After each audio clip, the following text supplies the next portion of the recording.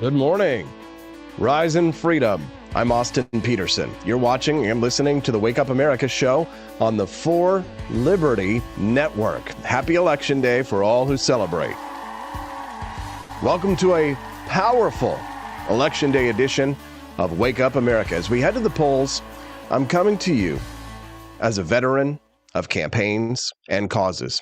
I'm here as a husband, a father, and an American who has seen the highs, the lows, and the lessons of this journey.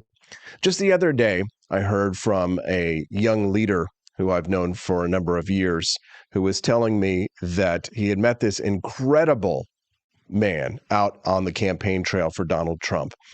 And he had become a regional leader in his part of the country. And when asked how, actually, it wasn't asked, they didn't ask him directly. He heard people talking about me that I know, that I work with. And he said, do you know Austin Petersen? And he said, yeah, it's who I, got into the movement because of. This young man had become a regional leader, and all because he was inspired by the campaigns for liberty that I had gone through. And I felt this elation, and excitement and energy just coursing through my veins. My heart has been thumping, and of course my back has just been absolutely killing me. The last few days, the stress has been immense. But when I heard that story, I felt the urge to continue to fight on, to continue to get up at 4:30 a.m. every day to do what I love and what I do best, to keep fighting for liberty. That is why I press on. And I have seen my shares of losses over the years, big losses. I remember the days on the campaign trail for president with Gary Johnson, a friend that I lost along the way, someone who ultimately tossed aside the very gift of a gun that I had given him on President's Day as a show of support and respect, and to honor him and his victory as a vanquished opponent, I would be, but also to remind him of the importance of George Washington and of our founding fathers and of the tradition of liberty that is being passed from one generation to the next. I've lost other friends like John McAfee, a true friend and a freedom fighter, and I mourn him.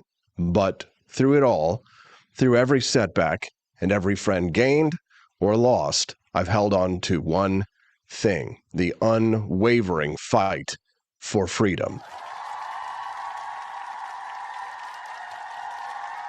And now I have a new reason to fight. Today, I'm a husband to an incredible wife, Stephanie, and a father to a beautiful baby girl, Hazel. It changes everything. When I go to cast my vote today for Donald Trump, I do it for them, for their future, and for the America that I want to leave behind. And I learned what it means to be a father from the best, my own dad, John D. Petersen. I watched him nurse my mother through her final agonizing months with cancer, standing by her side as a rock, even as later we discovered she had been victimized by Dr. Robert Courtney. Through it all, my dad was there. When I was stranded by the side of the road in nowhere, West Virginia, my father drove a truck with a trailer on the back of it all the way straight from Kansas City, Missouri to Bumble Truck, West Virginia, to pick me up off of the side of the road. I love you, Dad. And I learned how to be a man. So through it all, my dad was there. He showed me that a father's role is to be there, to be strong, to be steady. And that's what I want to be for my own family.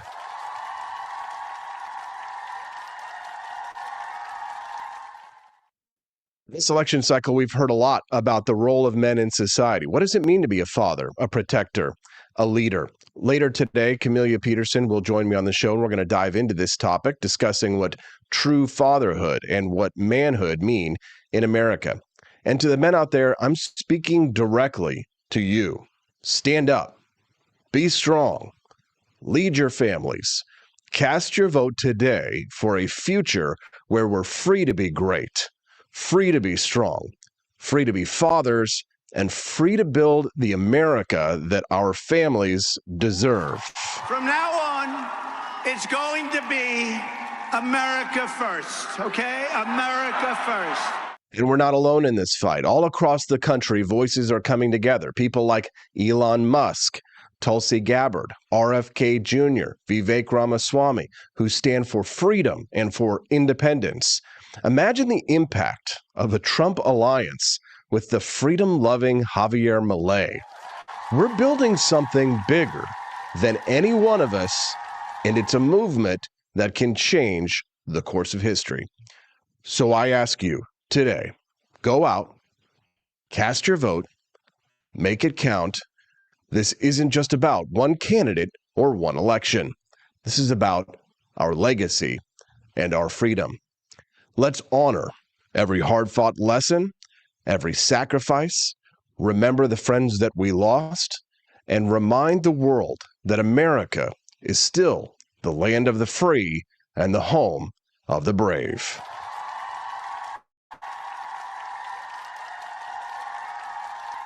This is Wake Up America.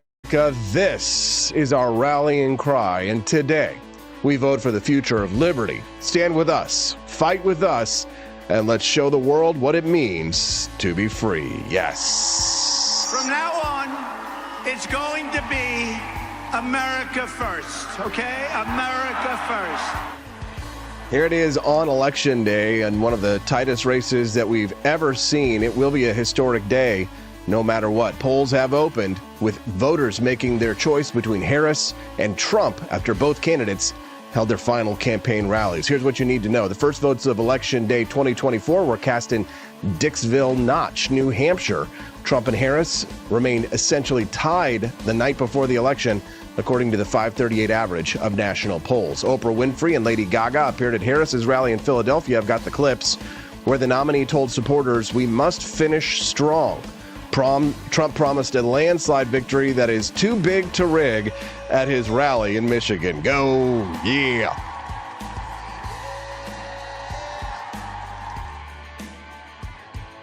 So, how long will it take to know who won, right? Depends on how close the election is. What is the outlook for the presidential, House, and Senate races in every state? We'll talk about all that and more. Americans have confidence that their own votes will be properly counted, according to some of the national polls that we're seeing right now. What about you? Yes? Yes? Or are you?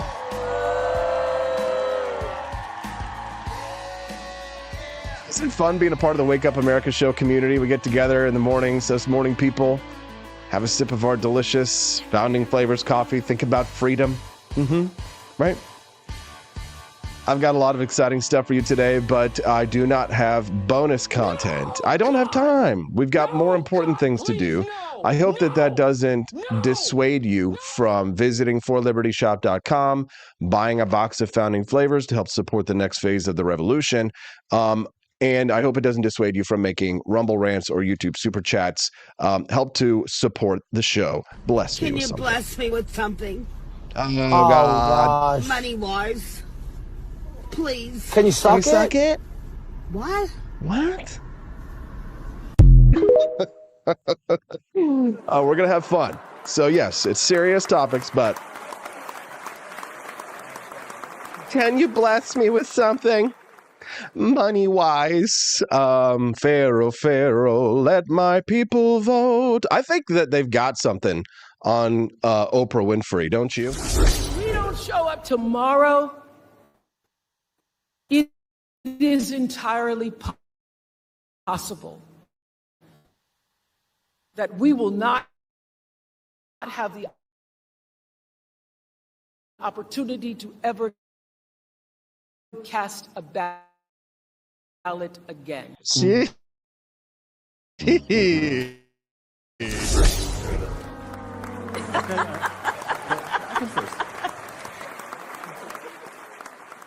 So we will never have the opportunity to cast a ballot again. Here's Oprah Winfrey talking to Donald Trump in the 1990s. This sounds like political presidential talk to me, and I know people have talked to you about whether or not you want to run. Would you ever? Probably not, but I do get tired of seeing the country ripped off. Why would you not? I just don't think I really have the inclination to do it. I love what I'm doing. I really like it. Also, it doesn't pay as well. No, it doesn't. But, you know, I just probably wouldn't do it, Oprah. I probably wouldn't, but I do get tired of seeing what's happening with this country. And if it got so bad, I would never want to rule it out totally, because I really am tired of seeing what's happening with this country, how we're really making other people live like kings, and we're not. You've said, though, that if you did run for president, you believe you'd win. Well, I don't know. I think I'd win. I tell you what, I wouldn't go in to lose. I've never gone in to lose in my life. And if I did decide to do it, I think I'd be inclined. I would say that I would have a hell of a chance of winning, because I think people, I don't know how your audience feels, but I think people are tired of seeing the United States ripped off. I can't promise you everything, but I can tell you one thing. This country would make one hell of a lot of money from those people that for 25 years have taken advantage. It wouldn't be the way it's been, believe me. Well, thank you, Oprah, for that incredible clip. And thank you for watching the Wake Up America show. This morning, as I was getting ready for work, in the shower, I was listening to Elon Musk and Joe Rogan. I like to listen to husky male voices while I'm in the nude.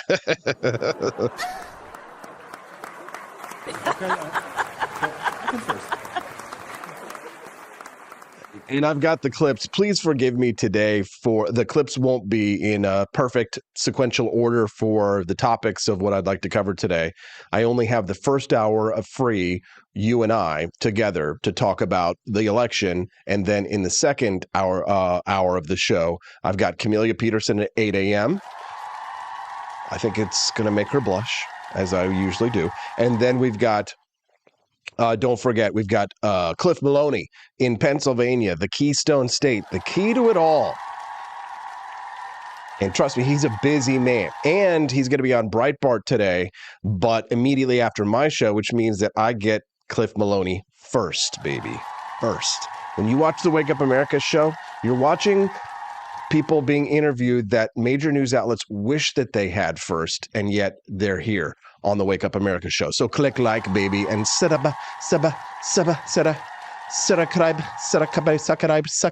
subscribe. We'd love to have you be a regular guest on the show. You can send us a text and let us know what's on your mind at 573-319-1586. The text lines are open. I will read texts. If they are disgusting or depressing or sad, I might not read them.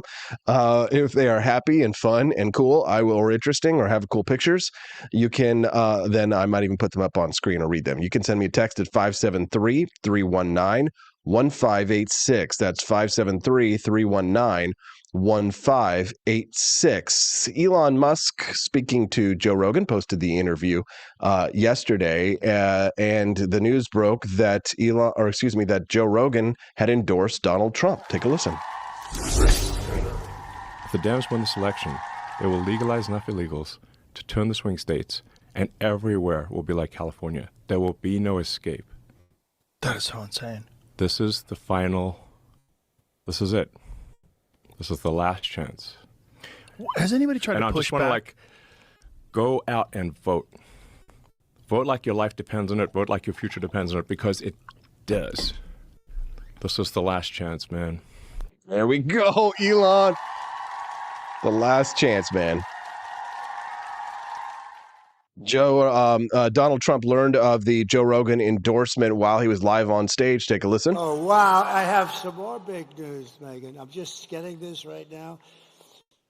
So somebody that's very, very respected asked me to do his show 2 weeks ago, and I said, why not?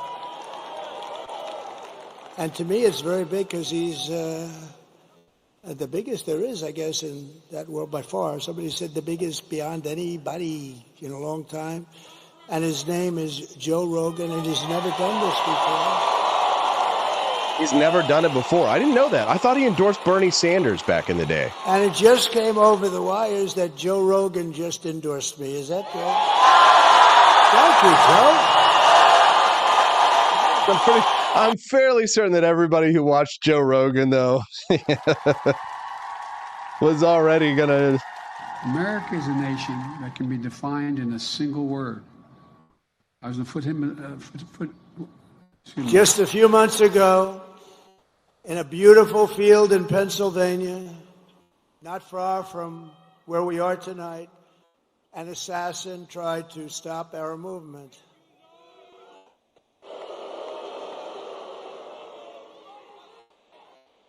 And this is the greatest political movement by far in the history of our country. Tried to stop it. But that brush with death did not stop us. It only made us more determined to finish the job that we had only just started.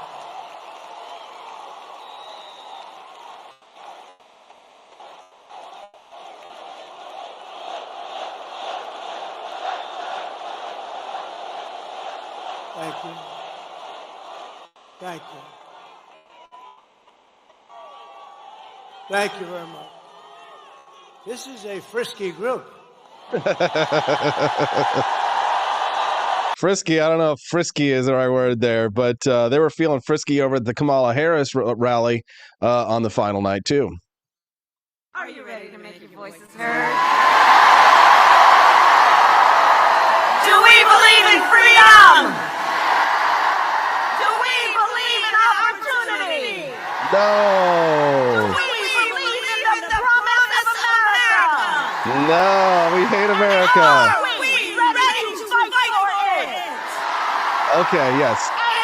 So here we're watching Kamala Harris 3 different rallies at 3 different times. Now, lots of politicians will say the same thing at different rallies. You get a little bit of a stump speech up, and then you go, I did that all the time when I would Chris. But the delivery that they give there is uncanny. I mean, so rehearsed as to be a performance. We have 3 different rallies, 3 different videos you can see up on stage where she is performing the same thing. And it is a performance. It's like, this is what they would do if you've never done like a Broadway musical or like a big show. I've never done a Broadway musical, but I've done big shows. But they rehearse it to the point where every night is the exact same performance of like high quality, right?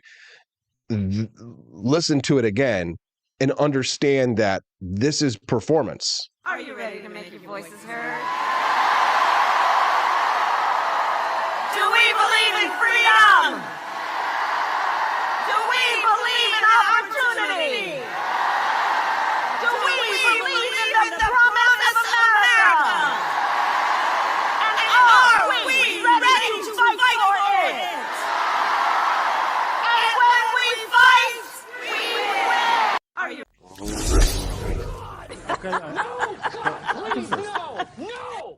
Scary stuff. But has Kamala really become the inspiration that she wasn't to these same people 8 weeks ago? Remember, nobody liked her. She had the lowest approval ratings of any vice president in history. Is she really all that popular with the crowds? Take a listen. However, the race ain't over yet. And we must finish strong. And this could be one of the closest races in history. However, the race ain't over yet. And confidence at her last rally. This might be one of the more cringe things that I've seen. A lot of cringe. This post, Johnny MAGA posted this video saying Kamala visited a canvassing event and did perhaps the single most cringe thing I've ever seen from a presidential candidate. That's Johnny MAGA's take. I have run for president. I have seen the kooks, the cranks, the weirdos. I've seen them up close, and I'll tell you, I've seen some weird. So it's hard to get old AP worked up about something cringe. But let's see what Johnny MAGA thinks is presidential cringe. Take a look. get out the vote. Let's get out the vote. Let's get out the vote. Let's get out the vote. Let's get out the vote. Let's win. Get out the vote. Let's get out the vote. Let's get out the vote. Let's get out the vote. Okay, that's honestly pretty strange, honestly, yeah. Please, no. I have such a funny story. So when I was running for president in 2016, I was at this debate in Baton Rouge, Louisiana, and there was this candidate who was this really wormy guy. I don't know if you've ever seen the movie Reanimator or it's these old horror movies from the 80s, but you know what I'm talking about. Or did you ever see the movie The Frighteners with Michael J. Fox? And there was like this wormy guy who was like, he kind of like had the Adolf Hitler haircut where it was like all greased down and stuff like that. And he was all just creepy looking. I don't remember his name. But anyways, that's kind of what he looked like, this guy who was running for office. He had the big Coke bottle glasses in Louisiana on stage with me. And, it seemed like a perfectly nice guy, but just like kind of a kook or a crank. And it was funny because he didn't make there was like 2 rounds. You had to like earn tokens in the first round of the debate to go on to the second round of the debate. So he didn't make it on to the second round of the debate, I don't think. But I specifically remember it was so funny. He was saying all these weird cockamamie ideas and like crazy ideas and stuff. And I'm listening to all these ideas. I'm like, God, this guy is really out there. And then he had this one point that he made that was so unpopular with the audience. Okay. So it was so unpopular. Like the audience of libertarians, I think, booed him. Okay. And he posted this idea. And I remember being on stage and being like, I heard it. And I was like, I kind of agree with that. But the audience was so against the idea that I just like didn't even bring it up later. I was just like, oh my God, I don't want that crowd to come after me talking about presidential cringe. But like he was saying all these cringe things. But then the one thing that he said that I kind of agreed with, and I'll tell you what it is in a second. The one thing that he said that I kind of agreed with, it was the whole audience cringed. And I'm kind of like, it's like that Survivor meme where like the girls and all the people in the meme are like going, and then there's like the one guy behind him who's like, yeah, maybe that shit. You know what I'm saying? You know what I'm saying? Presidential cringe. So what was the idea? Ofuk says, what was the idea? Now I'm curious. Of course you're curious. I've been teasing you, baby. You've got to wet it before you get it. So here's what the idea was. And some of you might even cringe yourselves. You probably won't agree with this, but I thought it was a wild cockamamie idea that the audience hated, but I kind of agreed with, but I didn't say I did because I didn't want to get murdered by the audience too. But it was about the death penalty, and it was about how the death penalty should be performed and what should be the circumstances involved with administering the death penalty. Keep in mind that in principle, I'm opposed to the death penalty. In theory, I'm opposed to the death penalty, with some certain exceptions that we could discuss later. But it was about how the death penalty should be administered. He said that if we're going to have the death penalty should be out in public, and it should be mandatory viewing in the public square, and he said that people should participate, have to participate. The ultimate job at the end of Friedrich Hayek's book, The Road to Serfdom, after the state has planned every aspect of your life, they've planned your vaccine schedule, they've planned your exercise schedule, they've planned your job for you, they've planned your wife. When they've planned absolutely every aspect of your life and they can't plan anything else, they will plan your execution. And it shows at the end of the I have a funny story about The Road to Serfdom too. Remind me to tell you guys later when I first got into activism. It's really funny. But on this point, I think about the death penalty and the execution, the ultimate power that the government has over us, over our very lives, which I do not think it should have. The execution, if we give the government that power, I would say that I would allow it on one specific circumstance. Under the circumstance that those who are registered to vote must also register to kill. Because I believe firmly that every law should end with ... or we will kill you. Because that is ultimately what we collectively are deciding to do today when we go to the polls. We are enforcing our will by force. And if we are to have a death penalty, which I do not agree with, then those who participate in force must be forced to participate in the ultimate violent act, meaning that if you are an adult aged 18 and above, you must either witness an execution, you must either help facilitate an execution, or you must stand at attention with a firing squad and pull the trigger yourself. And then you tell me if you're still for the death penalty. But no voter registration cards will go out to anyone who does not also agree to participate in the death penalty. And also, you have to be a tax-paying, landowning male. Just kidding, ladies. Well, we'll talk to Kamala about that. So it was presidential cringe, but I agreed with it. Freedom is scary. Deal with it and learn what it is that we're doing today. We are administering force.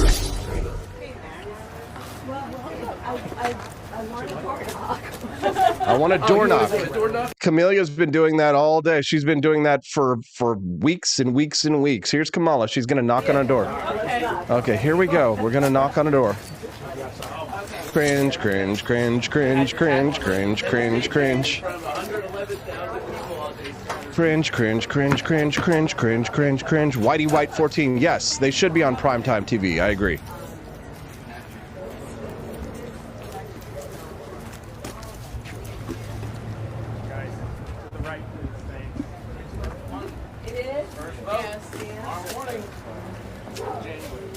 Cringe, cringe, cringe, cringe, cringe, cringe, cringe. Cringe, cringe, cringe, cringe. Click the like button. Cringe.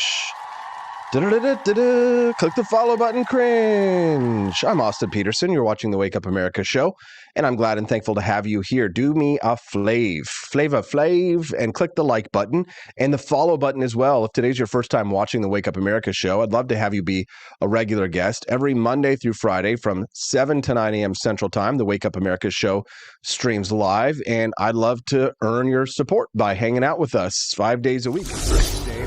It's always great to start the day, your day, the American way, with me, AP for Liberty. Yippee-ki-yay! Christmas ornaments now in shop. This one's my favorite. I made a couple yesterday, and so did my new staffer, Brad Beckman. Yippee-ki-yay! Let's come to the coast. We'll have a few drinks, have a few laughs. You can get your Yippee-ki-yay Christmas ornament delivered $24.99. I think that's actually a really darn good price because, again, it does include delivery. The most fun thing about some of these ornaments, if you go to forlibertyshop.com, you'll see the new product drops.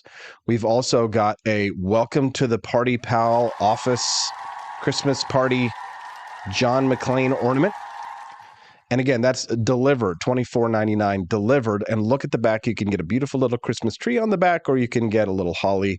Haul out the holly. It's holiday season. It's time. Welcome to the party, pal.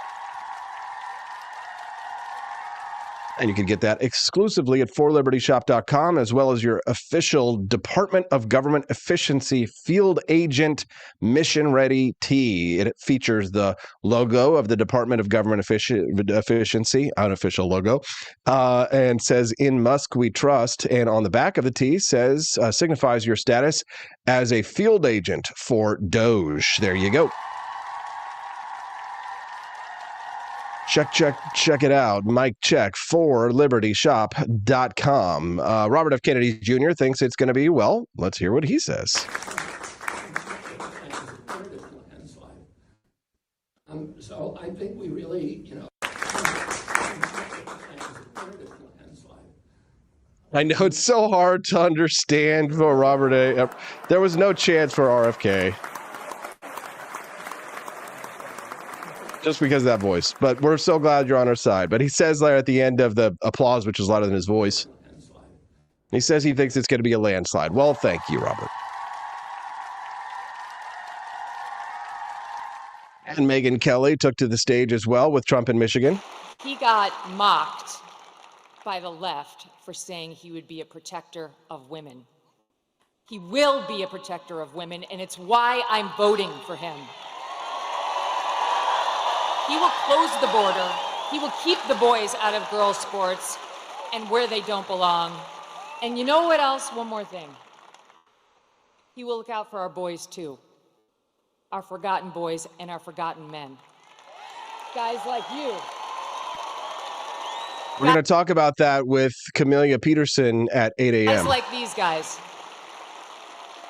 who've got the calluses on their hands, who work for a living with the beards and the tats, who maybe have a beer after work and don't want to be judged by people like Oprah and Beyonce, who will never have to face the consequences of her disastrous economic policies.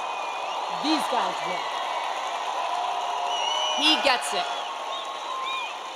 President Trump gets it.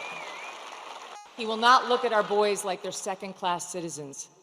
And ladies out there who want a bit of girl power in this election, let me tell you something. How can you win when the sons and the husbands and the brothers and the dads you love are losing? Damn, that's a powerful statement. It's going to be America first, okay? America first.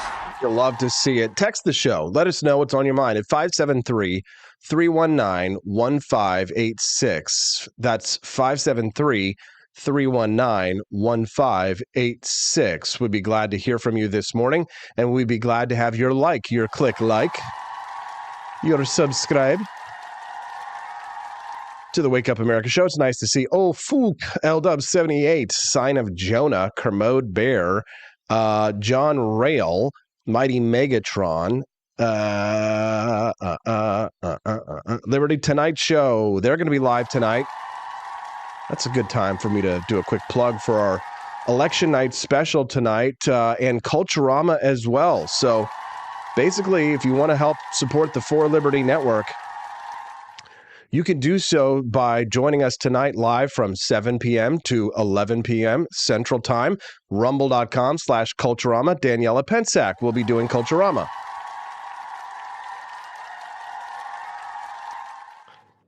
And then directly after the Liberty Tonight boys taking the late shift from 9 to 11 p.m. Central Time, you can watch the king of all libertarians, and you can watch Brian Piotr giving their hot takes on the election, and a little cameo from me, AP. Yes, I will be up tonight and up tomorrow morning.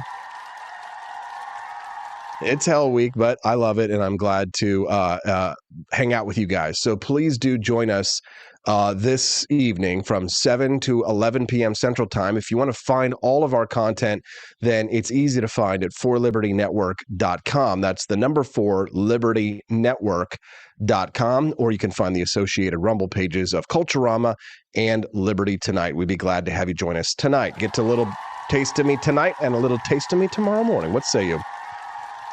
Do you have something that you'd like to add? You can, again, send us a text at that number on the screen, 573-319-1586. That text line is open. Elon Musk on Joe Rogan really captured my attention. And obviously, it's a 2.5-hour interview. I couldn't get everything that I wanted to, but I want to just briefly talk about one of the points he was making when he was talking about vaccines, because he was talking about the coronavirus vaccine. And then in the other sentence, he talked about him being generally pro-vaccine. He talked about not accepting blanket anything. Right. And he says that he doesn't identify as an anti-vaxxer, that he is generally pro-vaccine. But he was heavily critical of the coronavirus vaccine and the way that it was created, and the malincentives of the pharmaceutical industry, and of the glaring evils of Anthony Fauci in his life and in his career and in his handling of a pandemic. I mean, seriously, I am the science.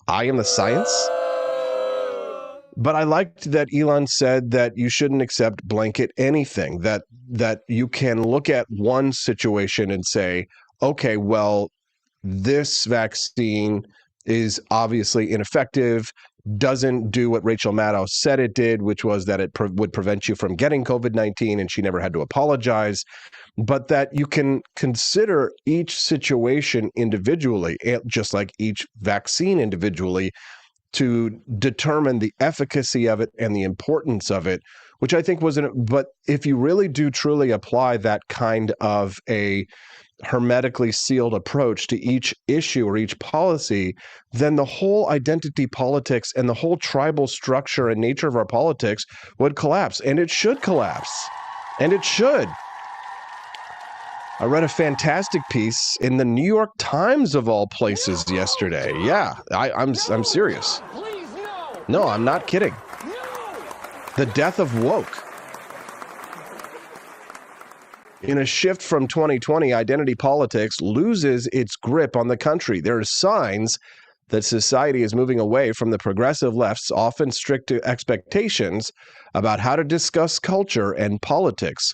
Now, the last time that Kamala Harris ran for president during the 2020 primaries, people were losing jobs or friends because something they said or posted online came off as insensitive. An unfamiliar new language around identity was catching on. Terms like Latinx and BIPOC. The homeless were now unhoused, and there were pregnant people, not women. Squeeze me.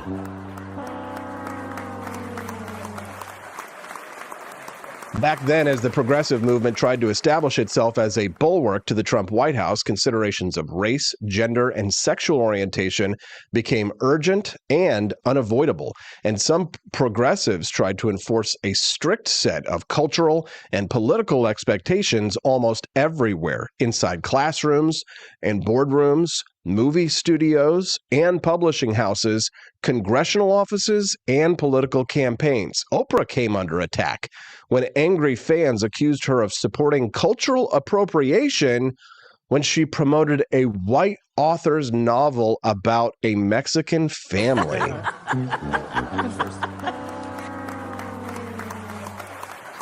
If some Americans thought the left's code of conduct went too far, most were not willing to say so. Polls taken in 2020 showed that large majorities of people, including self-described Democrats and liberals, said that they did not always speak freely about their beliefs for fear of retaliation. Now, today, in this presidential election between Kamala Harris and Donald Trump, politics still burns hot and voters are still just as deeply divided. But the country is also in a starkly different place from 4 years ago. Case in point, Ms. Harris boasting about protecting her home with a Glock, proclaiming her patriotism, and campaigning with Republicans like Liz Cheney. Yasha Monk, she's a political scientist at Johns Hopkins, is the author of the, quote, Identity Trap, which traced how academic theories about the shared injustices of certain identity groups spread to mainstream organizations. Today, he said of progressives, the brief era of their unquestioned dominance is coming to an end. It's not that Americans are becoming more accepting or inured to discrimination. Polling has consistently found that a majority of the country believes racism remains a problem. Black, Latino, and Asian people say it is a bigger concern than white people do. And the country is still fighting over how to address discrimination based on gender, race, and education. What seems to have shifted, this is the New York Times, according to scholars and political strategists, is that people are now acknowledging that certain identity-focused progressive solutions to injustice were never broadly popular, right? Identity politics, social justice warriors, like it was never really a movement that was catching on. People rejected Latinx. They rejected BIPOC. They don't want to use your preferred pronouns, Zazer, Zezer, Jashu. They don't want to participate in your mental illness. Editorializes Austin Petersen while working through the New York Times article. It is striking that this shift continues unabated as the country heads into another election in which Mr. Trump has invoked racial stereotypes, writes the New York Times, and stoked prejudice, blah, blah, blah, lies, lies, lies, bullshit, bullshit, bullshit. The Harris campaign has tried to make sure voters remember, but Mr. Trump is using identity politics in his own way. This is true, hoping to reach swing voters, including Black and Latino men, with an issue that progressive groups elevated during the 2020 primaries. Listen to this, transgender medicine. Mr. Trump and his allies have spent tens of millions of dollars on ads pointing out that Ms. Harris in 2019 pledged to progressive activists that she would make gender-affirming care, including surgery, available to prisoners and undocumented immigrants in federal custody. Mr. Trump's attacks on the Democratic Party as captive to radicals and activists are not likely to mean much to liberals, but some of the most effective pushback to the hard left has in fact come from within institutions sympathetic to progressive impulses. I sent this section to my brother Justin. Thank you, Sign of Jonah, for the blessing. Can you bless me with something? Oh, gosh. Money-wise. In academia, many top universities no longer mandate diversity statements for job applicants. Some skills, Jan, skill. He doesn't go to our skill. Some schools have rebuked student activists for heckling visiting speakers and suspended them for disrupting events. And they have also cracked down on pro-Palestinian activists who pitched tents in campus quads and taken over academic buildings.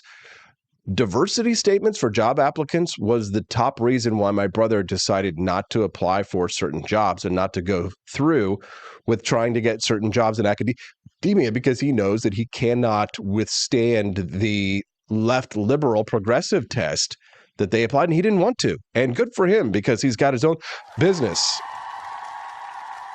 and he has freedom. And as someone who has, worked only tangentially to some aspect in Hollywood, and who has some ties to Hollywood, we all know how terrible the movie making business has become. It's been god awful. Please, that's why we miss people like Norm Macdonald. Sounds like some fucking commie gobbledygook. Now, attempts at inclusive casting in major motion pictures did not always attract audiences, right? They didn't care about the all-female The Marvels. They didn't care about the reboot of the Wonder Years with the Black family. We didn't like the new Lord of the Rings, and we don't like what they're doing to some of our favorite books. Publishers have pulled back. In Britain, there was an uproar following the editing of Roald Dahl's children's novel. Remember James and the Giant Peach? They had the activists wanted to replace the word fat with enormous and renaming the villainous cloud men from James and the Giant Peach as gender-neutral cloud people. Dahl's American publisher announced last year that it had declined to make similar revisions.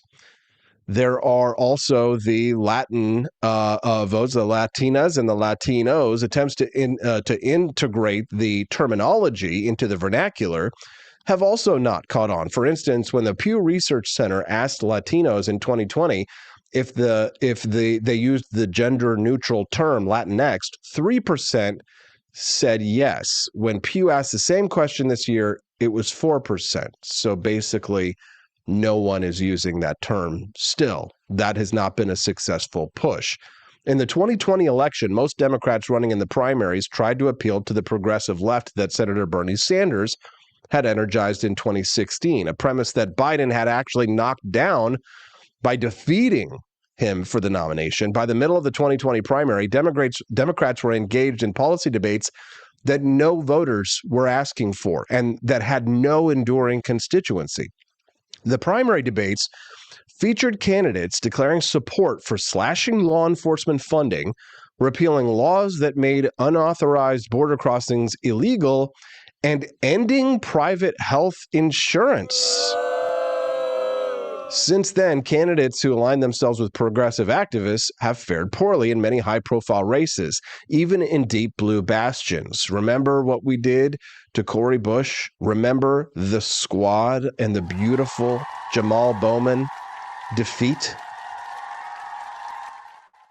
In 2021, Seattle voters elected a Republican as a city attorney after a violent outbreak of protests downtown. This year in Portland, Oregon, a former Republican defeated the incumbent DA, a Democrat who had praised a law decriminalizing the possession of small amounts of drugs. In congressional races, discontent with progressive candidates was evident even before the defeats of Jamal Bowman and Cori Bush of Missouri. In Oregon, the left's favorite to win in the 5th district, Jamie McLeod Skinner, was handily defeated this spring by the party establishment's candidate in the 3rd District. An endorsement from Representative Alexandria Ocasio-Cortez was not enough for Sushila Jayapal, the sister of Pramila Jayapal, a squad ally and the chair of the Progressive Caucus. The whole party is being shadowed by what happened in 2020, and now it's time to outrun that shadow, says Rahm Emanuel, former advisor to President Clinton and Barack Obama. Many in his party, he said, incorrectly assumed that most voters were sympathetic to slogans like defund the police, despite rising crime rates and polling that showed only 15% of Americans overall and 22% of Black Americans supported abolishing police departments in 2020, according to Gallup. After President Biden ceded the Democratic nomination to Ms. Harris, it was an open question of how she would address her 2019 campaign, but her answer came soon enough. The candidate who had to fend off charges from the left that she enforced regressive and overly punitive policies as a prosecutor, Kamala is a cop, was one meme attack, but that was more from the libertarians. Go libertarians.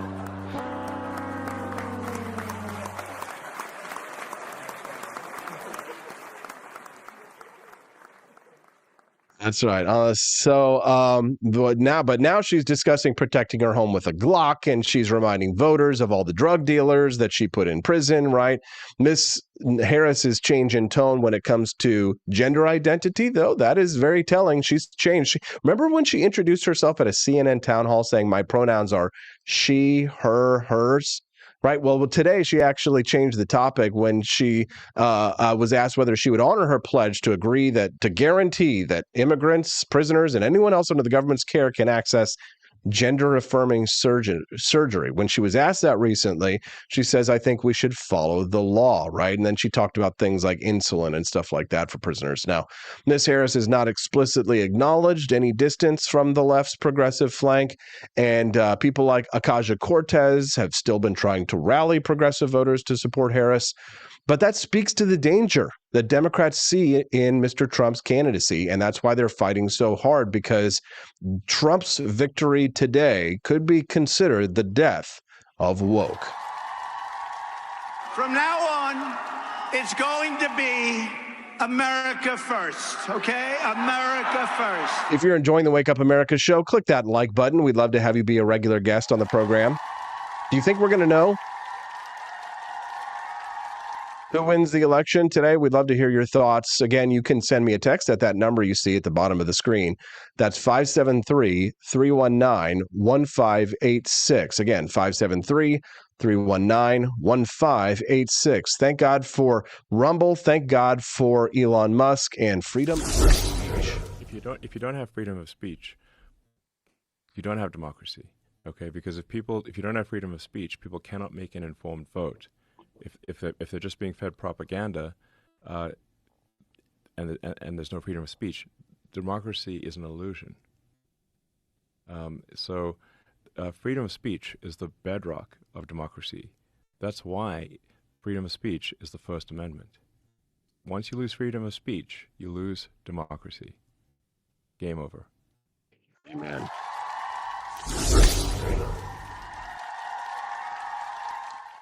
Support freedom of speech and the Wake Up America show. Send in those Rumble rants. Bless us with something this morning. Can you bless me with something? Oh, gosh. Money-wise. Please. Can you suck it?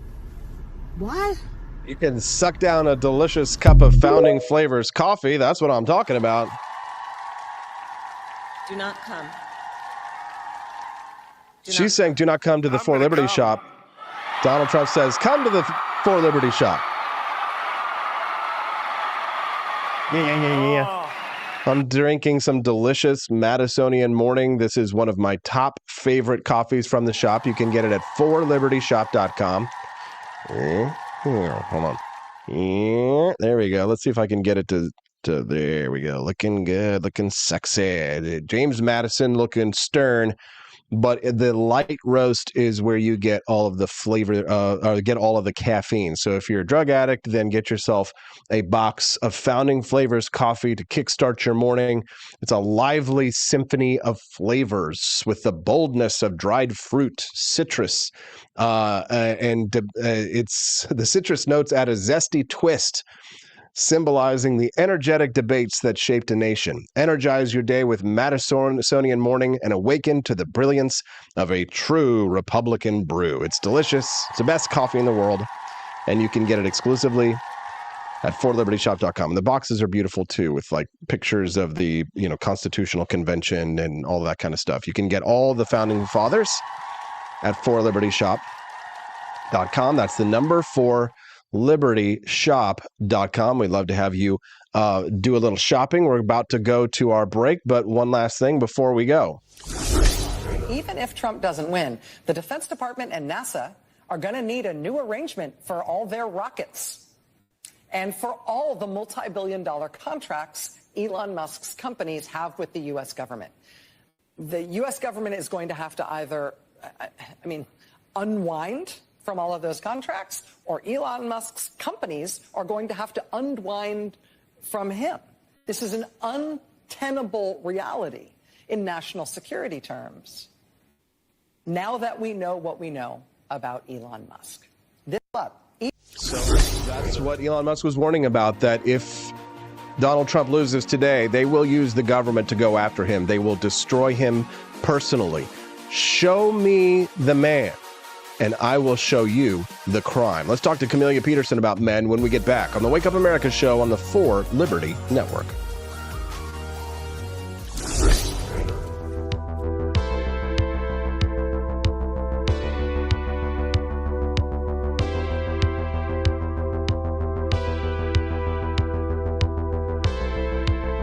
Are you tired of the strange radioactive effects of leftist culture? Do you ever wonder what happened to good old-fashioned American values? Well, fear no more, because there's a new force fighting back against the cultural rot of today. Introducing Culturama, a right-of-center talk show that's taking back the future today. Hosted by none other than blonde bombshell herself, Daniela Pensack. She's not just talking, she's taking culture back.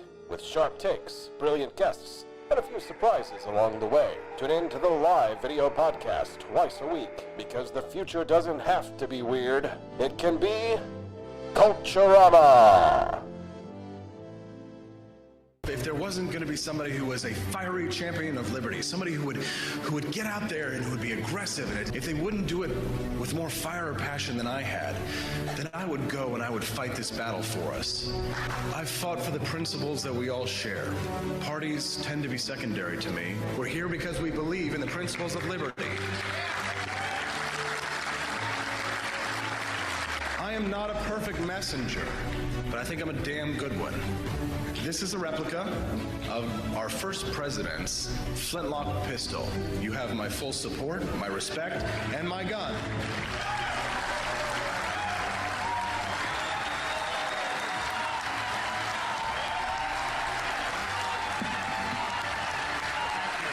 I think that the heart of my philosophy is much more libertarianism than well, that's the fashionable word these days, I guess. A conservative is no longer just that. He's a libertarian. And always has been.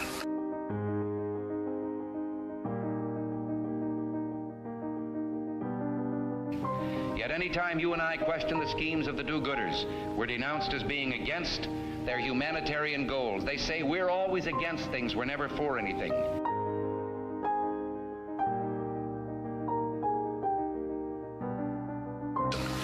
What is fascism? Fascism is private ownership, private enterprise, but total government control and regulation.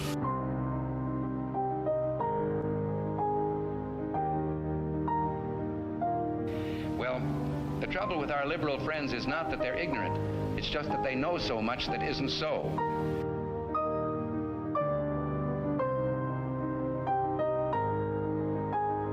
If we lose freedom here, there's no place to escape to. This is the last stand on earth.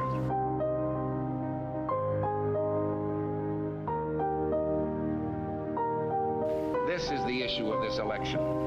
Whether we believe in our capacity for self-government or whether we abandon the American Revolution and confess that a little intellectual elite in a far distant capital can plan our lives for us better than we can plan them ourselves.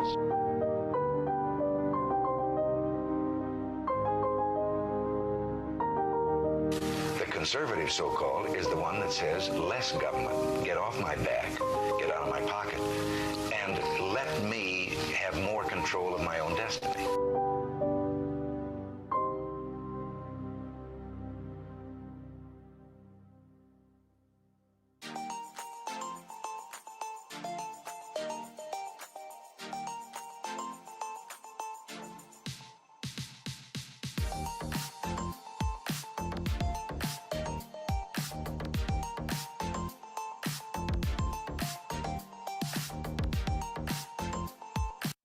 Do you hate the deep state?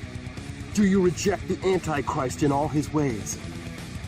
Do you believe that aliens controlled LBJ to assassinate John F. Kennedy?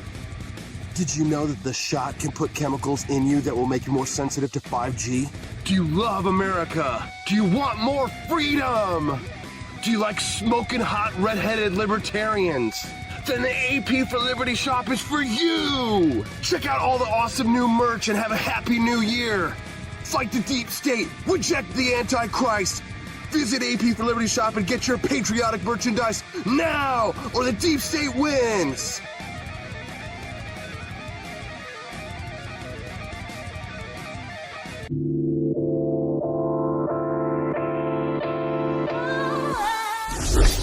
Keep the boys out of girls' sports and where they don't belong.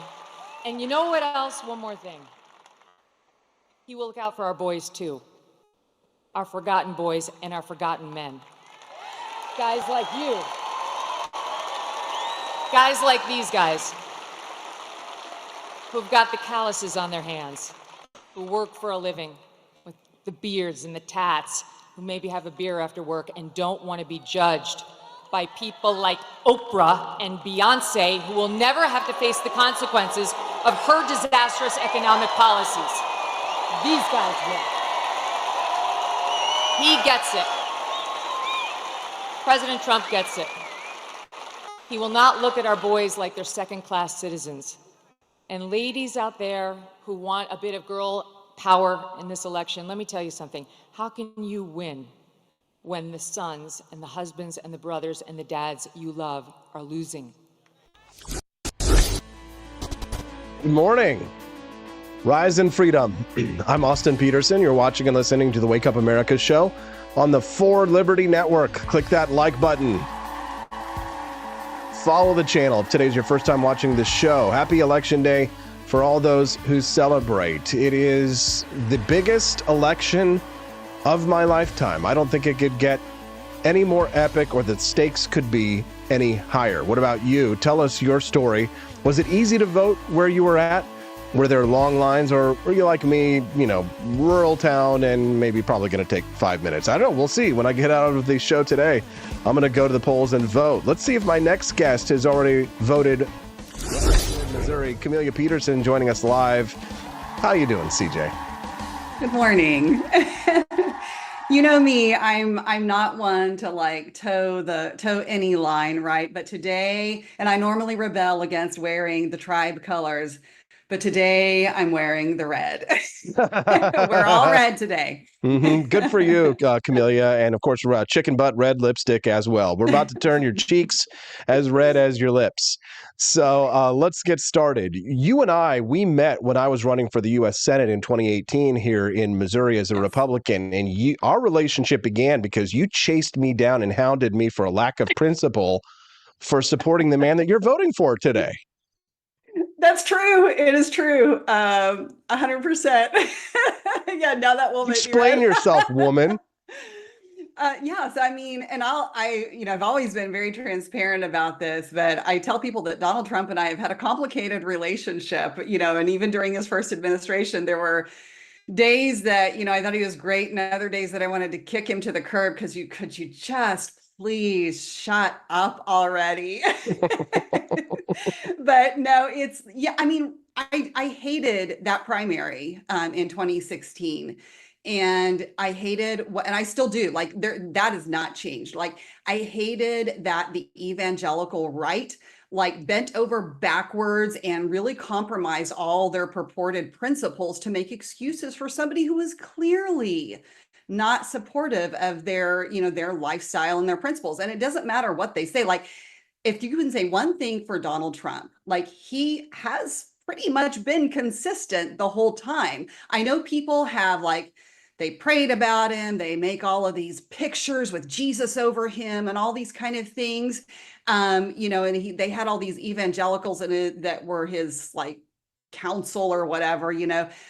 But he allowed that, but he never said that he never said, I am a Christian. He never said, like, I am pro-life. He's never said those things. And he's always been very clear on where he is on the abortion issue. But people have, especially in the evangelical right, have But when very you much saw them, projected on him. but you're supporting him, you're voting for him. You're not a member of the evangelical right, but yet your sort of skepticism of their willingness to bow on their principles is what led you to be skeptical of Trump in general, but you're still voting for him. It's a complicated relationship. It is. So Like, so then tell me, so then how are you now today wearing red, going out and voting for him today? Why are you voting for Donald Trump today? Sure. So when people tease me about being a libertarian these days, because I work with a whole lot of people in the Republican Party, and I am a Republican, and I'm on a Republican Central Committee in Missouri now, I tell them I am a pragmatic small L libertarian because, you know, I have grown in the last few years. There we go. Now that's okay to admit, just like me. Yes, 100%. I mean, you know, you should always be willing to, you know, change your mind when you see that maybe your tactics are not effective. And so, you know, like I told people earlier that Tony Lavasco told me one time that the reason why we don't have more liberty-minded people actually making effective change in our government is that they only get in so far and then they stop because they don't want to get their hands dirty. And because the truth is life is trade-offs, right? And so you have to make the hard decisions, and the purist will come and say, oh, you're not a real libertarian, or you don't have any principles or morals because you had to take a compromise somewhere. And I think that you can, like, we have to make incremental change. That's where we are. There's no two ways about it. And like, there's two sides to it, right? We can't legislate, just like we've seen with the abortion issue in Missouri. You cannot legislate your way into changing people's hearts and minds. And if you're not doing the work on the other side of the coin to actually convince people that the ideals and principles that you hold are valuable and good for them, then you're going to lose. So you have to take what you can get, and like unringing the bell is hard work, right? You have to pull your freedoms back, you know, inch by inch. So it took us a long time to lose them up to the point that we have, and it's going to take a little while to get them back. Voting for Trump, right, though. So here's the thing, like, you know, when you are faced with the two options that we have now, another 4 years of more of this kind of administration is just untenable. Like, I don't care what your morals are. If you have no economy, if your economy is in decline, nothing else matters. Everything else is a luxury. If people can't afford to put food on the table and, you know, buy homes or rent homes, I mean, so there's no other option. And I will say that I've been really pleased with who Trump has surrounded himself with, and that gives me hope, because I still don't trust that he will make the right decisions if he doesn't have those people around him. So that has been vital for me. That's Kamala Petersen joining us live on Election Day, talking about making her case as a vote for Donald Trump. Yes, the team that he's assembled, the Vivek Ramaswamys, the Tulsi Gabbards, the Robert F. Kennedy Jr.'s, the Elon Musk, your girl crush. Yes. And when we talk about it being the most important election of our lifetimes, I mean, I played the clip, I don't know if you heard it right before this, of Rachel Maddow talking about how the government should punish Elon Musk if Kamala wins.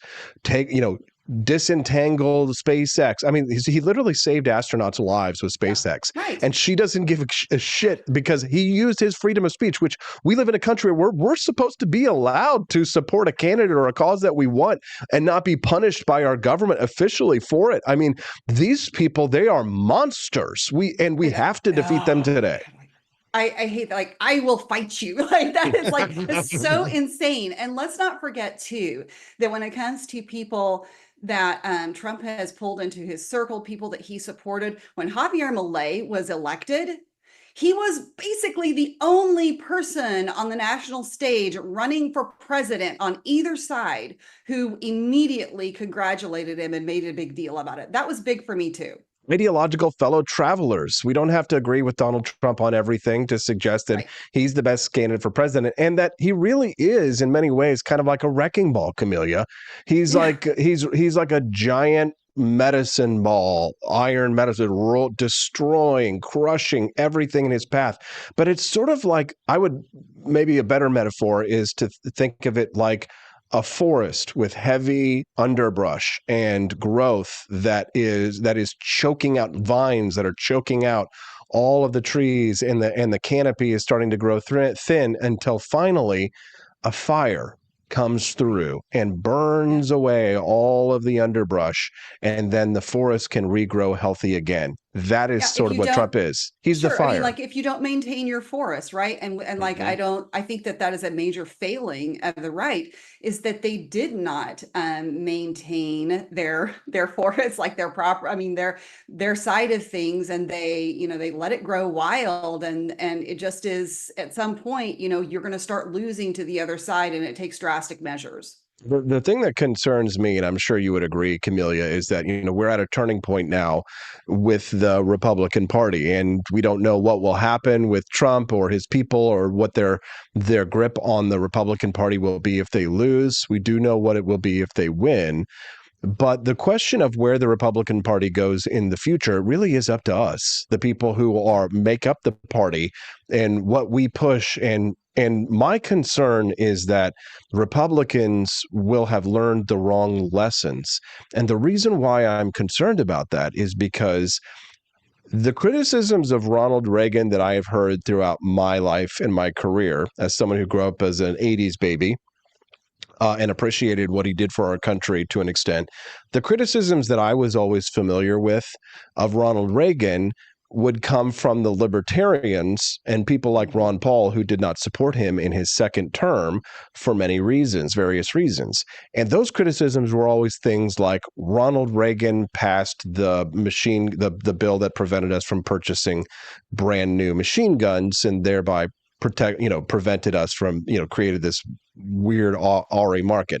It doesn't matter for most people because they don't buy machine guns, and yet that is an intrinsic freedom.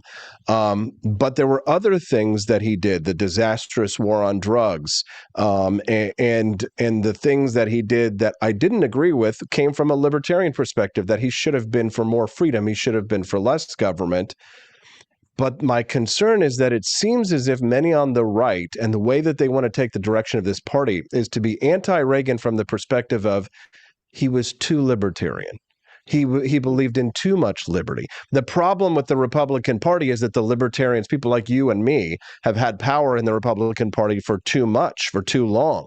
This authoritarian strain on the right, which I think after we step on, one venomous viper, then the other one has to be crushed. Twin authoritarianism, the coin, the Janus head, if you will, has got to be stamped out, because the future of the Republican Party should be libertarian. Yeah, so I'm a little bit more optimistic about this, and particularly if Trump wins. Like, if Trump doesn't win for some reason, and I think that he will, I think we are actually more at risk for the rise of authoritarianism on the right. However, because of the campaign rhetoric, because of the people he's been surrounding himself with, the promises that he's been making, is he going to keep them all? No, like, nobody ever does, right? There are a lot of reasons for that. No president can. No, and it's the same reason, like, presentism with Reagan. Okay, that's fine and everything, but you have to remember that the president, and we shouldn't believe that the president has such executive power that he can just will things to happen or not happen. You have to work with a Congress, which is also why we've been saying that, look, if we don't have the U.S. House of Representatives and the Senate this time, it doesn't matter who gets elected. We will be screwed either way. And that's why we need Lily Tang Williams in New Hampshire today. God, That's been so exciting to Oh see my that her God. get the attention she deserves. I It's been so fun. remember meeting Lily Tang Williams in Las Vegas Freedom Fest around like 2009 and 10 or something like that. And she was a member of the Libertarian Party of Colorado, and she was an activist. We were both in the LP together, and she was such an outspoken, wonderful lady. I've known her for years and years. And now, just in like the last 2 weeks, she has become a national celebrity, and it's just kind of like, yes, the good guys. She's one of the good guys, and she's getting what she's deserved, what she's earned, and she's worked for it, and she deserves it. And God bless it. I hope that she makes it to Washington, D.C. Vote for Lily for Liberty in New Hampshire. 100%. Like there have been so many exciting things to come out of this. Like I'm afraid to be too hopeful, right? I know. But so many promising things and so exciting, and so many major figures that have kind of been red pilled over the last year and even over the last month. So it's when the clip that you played at the very beginning, was that Megyn Kelly? I couldn't see the video. That was Megyn Kelly, and we're going to talk about that. Let's transition to that, because she was talking about the forgotten men in our country. So if you wouldn't mind, please address. So I've been seeing people go by and say, you have to listen to her speech. You have to listen to her speech. And I haven't been able to do it yet. But that was amazing. That was an amazing clip. And I love that. And I'm thinking, she talks about the bearded guys, going to work, and like, that's great. Those are the people who are coming out supporting Trump. But let's not forget, the nerds are coming out and supporting Trump too, because we have Elon Musk. That's right. Revenge of the nerds. Right. So the guys who are into the technology and space travel and all of these nerdy things, they're coming out and they feel like they have a voice because they have someone that's one of them who might be on the spectrum a little, right? Right. He's coming out and just like all in. I tell you, it's been so fun to see Elon just unleashed on the Democrats. Like, he's just not holding back at all. But even more fun than that has been seeing his mom dive in. Like, she is such a classy lady, and it's just so cute. Mae Musk, yes. She's like this beautiful model. She is lovely, and she just has a good sense of humor, but she's just kind of getting out there and doing her little things. And anyway, it's cute. You love to see it. Cecilia H says the nerds are making a comeback. LOL. Torvarin says, nerds, hey, I resemble that remark. It's exciting to see. It's exciting to see 5,304 people watching us live over on Elon's platform this morning. Awesome. Now we're not number one because the Bitcoin boys in Saudi Arabia get up, I guess, earlier than. Oh, actually, no, they shut down their stream. We are number one on X this morning. Hey! On election day. The Bitcoin bros should know that if they want to keep their Bitcoin free, they need to get out of the way so Trump can get elected today. That's right. That's right. We love the Bitcoin boys, the nerds. They're nerds too. And we want to say thank you. And for those of you who are tuning into us on Elon Musk's platform over on X, you may be asking yourself, where is everybody? Where is all the comments? Today might be the first time that you're joining us. The best comment section, the most fun comment section, the most rowdy comment section is over on Rumble, over at rumble.com/AP for Liberty. And when you're typing in 4, it's the number 4. So AP for Liberty over on Rumble. You'll be able to find the same live stream, the same show being streamed over at Rumble, but you'll also find lots of fun commenters. So if you have a Rumble account, come on over and join us. But if you're not amenable to joining us on Rumble, you'd rather listen on X, I understand. But I'd love for you guys to just say hi. I'm monitoring the stream over on my Google window Chrome. So if you'd like to drop a comment over there on X, I can see the comments. Most people don't know how to find the comment section on X for the streams. So you'll have to click on the stream itself, and then it will open up the broadcast on the right side. On a desktop, it will show the chat. Most people are watching on mobile devices. I get it. So the best thing to do on a mobile device, just head over to rumble.com/AP for Liberty. Drop a comment. Say hi, guys. Tell us who you voted for. You don't have to if you don't want to, but we'd love to have everybody come and join us at rumble.com/AP for Liberty. And it looks like we just got our first one, Phoenix 566. Welcome. Come on in, guys. We're glad to have you here. I'm speaking to Kamala Petersen. She and I are good friends. We're both Missouri freedom activists. I'm Austin Petersen. We're not related, but we're very good friends. Yes. I'll be so glad, by the way, when Kamala is out of the picture, so people will quit calling me Kamala. Come. I know. Oh my God. Some of them intentionally, right? And some of them call you Kamala. It's Kamala, damn it. It's Kamala. No, God. Oh my gosh. I always tell people it's like the lizard, but without the N, and I only turn shades of red. Oh God, that's a good one. That's a good one. She only turns shades of red. That's true. So let's turn shades of red here, Kamala. It's been an ongoing theme, and now it's really bubbled into the mainstream. But the Wake Up America show has been on this topic for like a year. The male-female dynamics of this election, and with Megyn Kelly talking about men, I think that her key point, and I don't know if I think I was saying like the exact same thing to Stephanie the other day, talking about, because I posted on the show about if men are in a crisis, and I think you and I even mentioned it.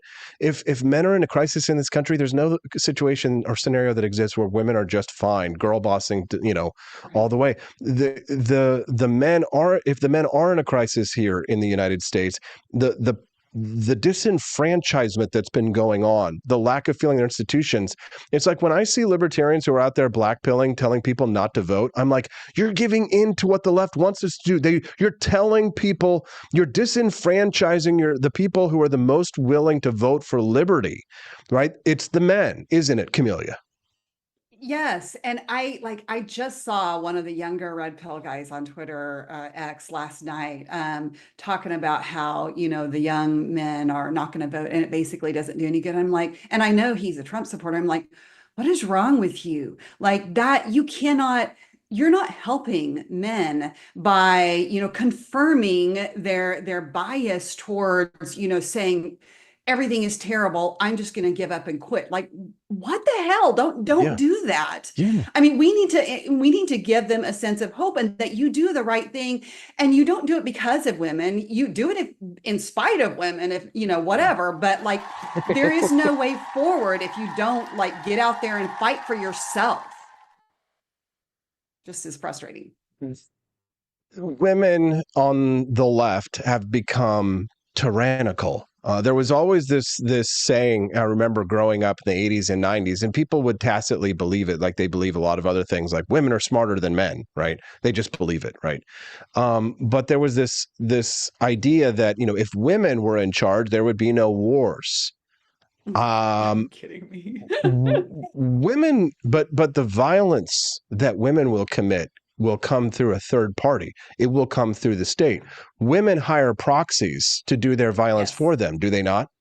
Much more underhanded, much more insidious, subtle. Absolutely. Yes. It's the knife in the back versus the meat at versus the meet me at dawn and let's duke it out, gunslinger style. Is it not? 100%. I mean, when women fight, it's usually dirty. And they don't. I get when you talk about the lack of accountability, there it is.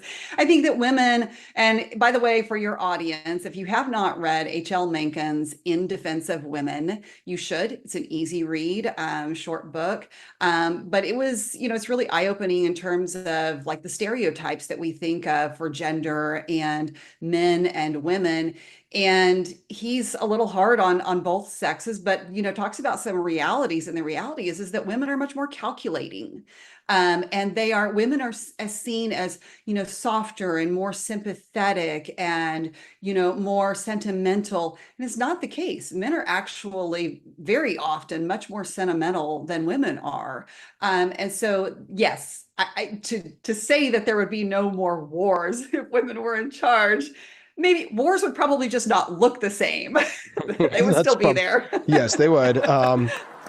They'd be a lot sexier. Oh boy.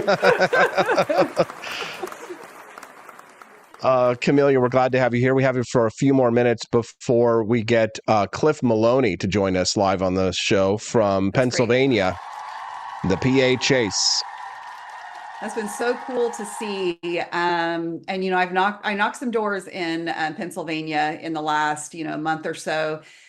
And I don't know, I'm really optimistic. I had somebody tell me while I was there, I had a voter tell me that the one thing that is different this time around is that he sees a lot more Trump signs. And even for that, there's still plenty of people who tell you that they don't put out the Trump signs because they are afraid, right? And so I think that, between those people who are just like, we're all in, and the people who are like, we're the silent people, but we're still voting that way. I think we have a really fair shot at Pennsylvania. It's good. And what he's been doing there is amazing. Amelia, any final thoughts on Election Day? Any good words or words of hope? We'd love to hear. You're a person who's knocked on doors. You've talked to candidates. You have supported some candidates. We've seen some of our good friends like Tony Lavasco lose their election this year. There have been some heartaches and there have been some loss, but there have been some victories and there have been some positives. What do you think are some of the key takeaways for you personally, Camelia, from this election that you're going to be thinking about today as we enter the final hours? So key takeaways, I think probably the most discouraging part of this year was the opposition from our own side that was really anti-liberty. And that was, and particularly here in Missouri, I don't know if it's that way everywhere, but particularly here in Missouri, we had some wins and we had some losses. And, in Missouri, they say the primary is the general, which is why no matter what state you're in, like when you talk about building the bench for who you end up getting at the federal level as well, you have to start in your primaries and you have to pay attention to those people that are running. That it's not enough to just go to the general election and cast your ballot for an R or a D or a big L and, waste your vote, whatever. Nobody ever wastes their vote.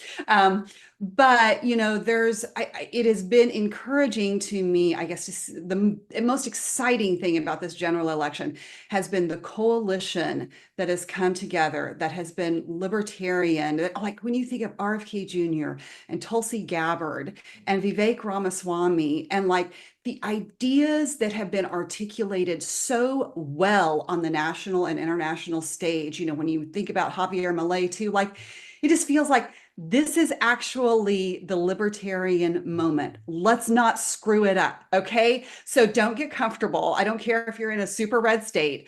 Go vote because, even if, Trump's going to win like he is in Missouri, those down ballot races are incredibly important because if you're a state like us that has abortion on the ballot, like it's making those down ballot races much closer and we need you to get out and vote.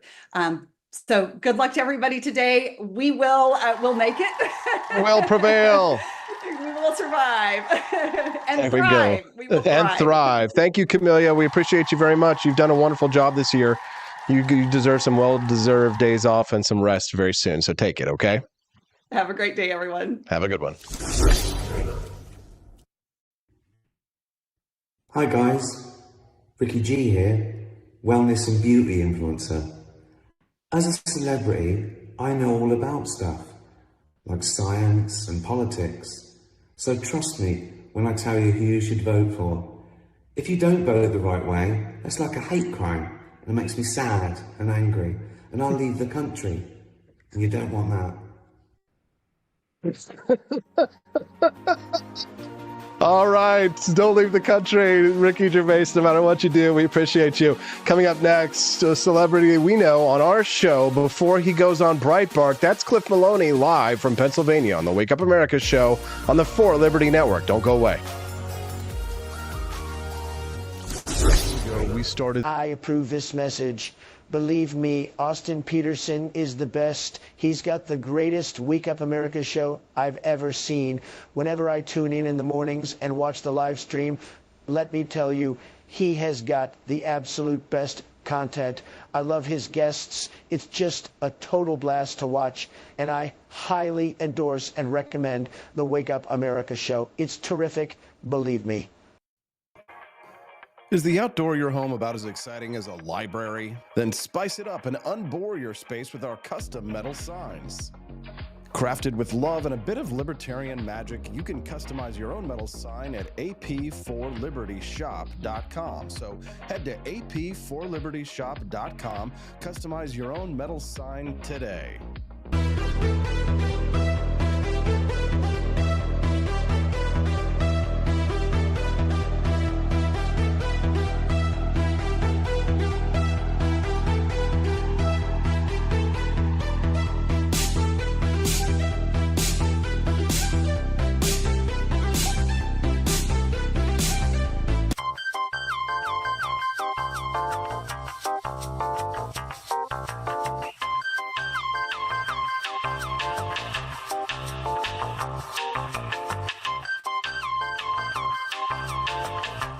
Welcome to a world of vocal discovery at Petersen Voice Studio. I'm Justin Petersen, here to guide your musical journey. Envision a place where your voice reaches new heights, where every note tells a story. We embrace all singers, from the enthusiastic shower vocalists to aspiring stars, ensuring each voice finds its unique rhythm and tone. Are you ready to elevate your voice? Visit petersenvoicestudio.com and sign up for remote lessons tailored just for you. Let's begin this melodious journey together. Tired of spending your hard-earned money on woke corporations that don't share your pro-freedom values? Fed up with sipping liberal lattes and progressive cappuccinos? Introducing Founding Flavors from AP for Liberty Shop. Get your day started with Washington's Revolutionary Roast. As robust and principled as the man himself, this blend is the shot of energy heard round the world. Or maybe you want to taste the fervor of freedom with Adams's Patriotic Perk. It's as dynamic and balanced as the U.S. Constitution, sure to awaken your spirit of liberty. For the aficionados, we've got the Jeffersonian Java, a complex mix of flavors that speaks volumes about your refined tastes. And don't forget Betsy's Liberty Lullaby, our decaf option, crafted with the same care and dedication Betsy Ross put into our Star-Spangled Banner. This blend lets you enjoy the taste of freedom anytime without losing sleep. No woke beans here, folks. Just pure, patriotic, pro-freedom flavors brewed with love for liberty. So why compromise your principles for a cup of coffee? Stand up for your values, perk up your patriotism, and start your day the American way. Get your Founding Flavors at apforlibertyshop.com.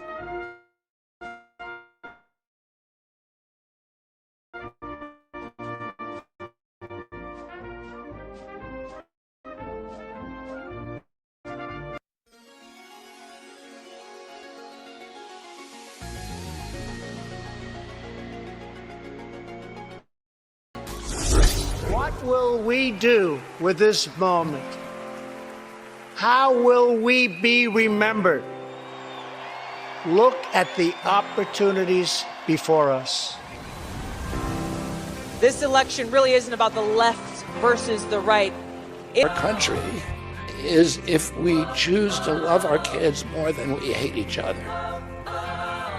What is going on here is deeper than politics. It is deeply spiritual. We are being called to rise above the hatred and the fear and the evil. We need to remember above and beyond that we must love our neighbors, that we must treat other people as we hope to be treated. You want to be a rebel? You want to be a hippie? You want to stick it to the man? Show up on your college campus and try calling yourself a conservative. America is going to reach heights that it has never seen before. The future is going to be amazing!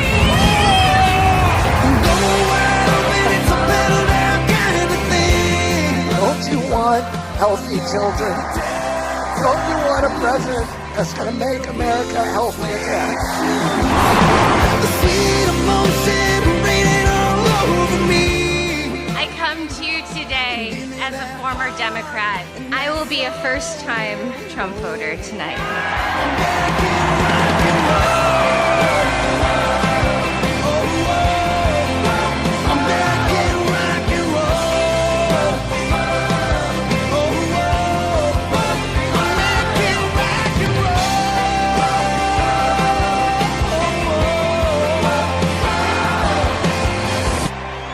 The people dreamed this country, and it's the people who are making America great again.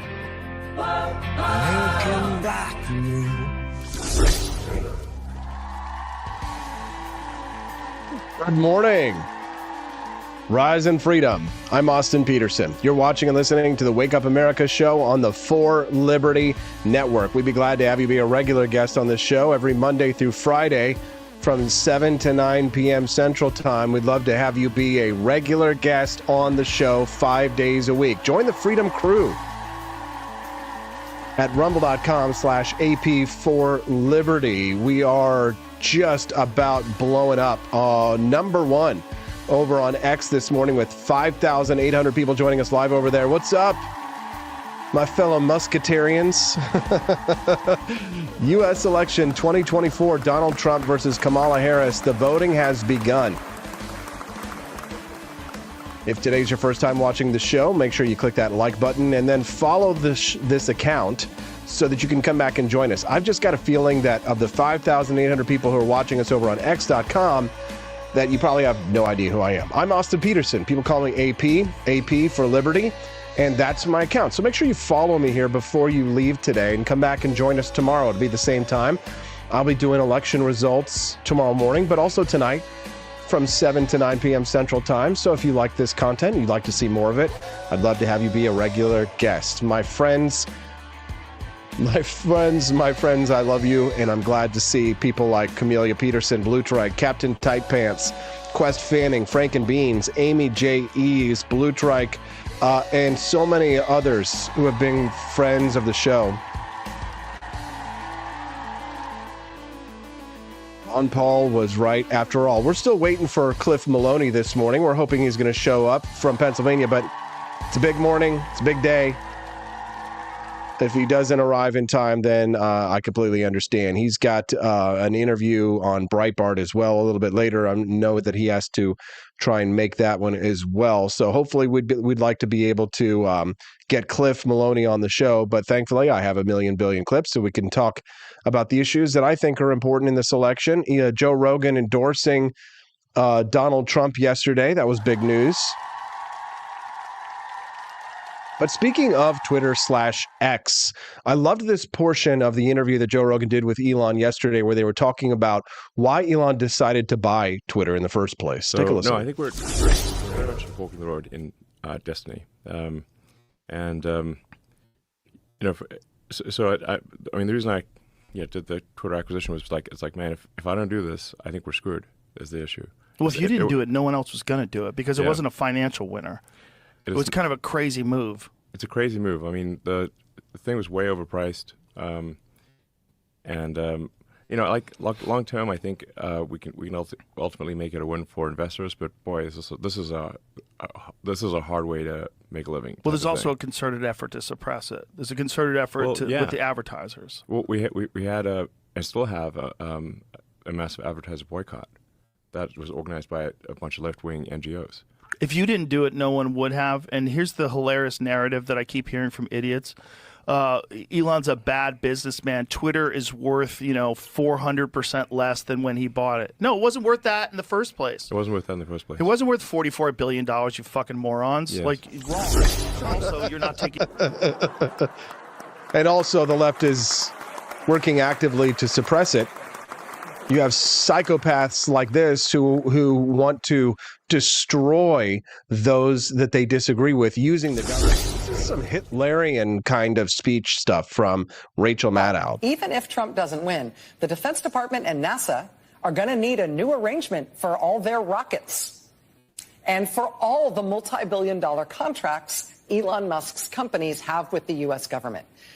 The U.S. government is going to have to either, unwind from all of those contracts, or Elon Musk's companies are going to have to unwind from him. This is an untenable reality in national security terms. Now that we know what we know about Elon Musk. Even if Trump doesn't win, the Defense Department and NASA are going to need a new arrangement. We're going to need some new mainstream media after this. This is the mainstream media as far as I'm concerned. There's more people watching this show than probably watch Rachel Maddow. We are number one over on X.com this morning for political news coverage. Thank you, Elon. I've been suppressed for so long, for so many years on social media, and now finally, when I'm allowed to compete freely, we can be number one. The Wake Up America show. Thank you, guys. Thank you for joining us. Thank you, Elon. And thank you, Joe Rogan, for this excellent... Taking into account the advertiser boycott. Oh, darn, one clip. Okay, here we go. And community notes. Yes, and community notes Community is notes awesome. is the best. It's awesome. It's incredible. Yeah. Because everybody gets checked. Yes, including me. Yeah. And with community notes, all the software is open source, and all the data is open source. So you can recreate any given note independently. That's amazing. Yeah. That's how it should be. It's total, absolute transparency in every way. Sometimes I get asked like, "Oh, Elon, can you remove a note?" Mostly by the left, but sometimes by the right. I'm like, I'm like, I don't even remove notes on my own account, nothing. And by the way, everything is totally open. So if I did that, it would stick out like a sore thumb. Yeah. Immediately. Like, it's not going to be subtle. That is the best counter to misinformation. Yes, absolutely. Yeah. Like, let everybody look at it and say, okay, here's what the actual facts say. Yes, exactly. Yeah. The counter to misinformation is better information. Not just that, but having it checked in real time by the community. So you have millions of people that can go over it and debate whether or not this is true or that's true. Yes, and like I said, like the best way to understand the truth of things is don't take anyone's opinion for it. Look at the source material. There you go. Look at the source material. Amen. From now on, it's going to be America first, okay? America first. I know one person who's putting America first. He's put his life, his career, his fortune, his sacred honor on the line to bring Pennsylvania in for the win. If Donald Trump wins Pennsylvania tonight, one name will rise above the rest. That name is Cliff Maloney, former Rand Paul staffer. People talking about Ron Paul a little bit these days? Maybe a little bit. Cliff Maloney. Maybe we'll transition you from the Pennsylvania chase straight into the Department of Government Efficiency. What do you say? What's up, Cliff? Hey, good morning, man. Crazy out here in Pennsylvania. Election day. We're pumped up, having a lot of fun. Fill us in on what's happening, Cliff, and how you feeling? I'm feeling good. We just pulled our final numbers. I'm going to be rude and look off camera here, but I want to pull these up for you guys. We've been tracking, obviously, for the past 2-3 months, all of the requests when it comes to mail-in ballots based on party registration, and then obviously looking at the returns. And so today we got probably the last data update. We might get another one this afternoon.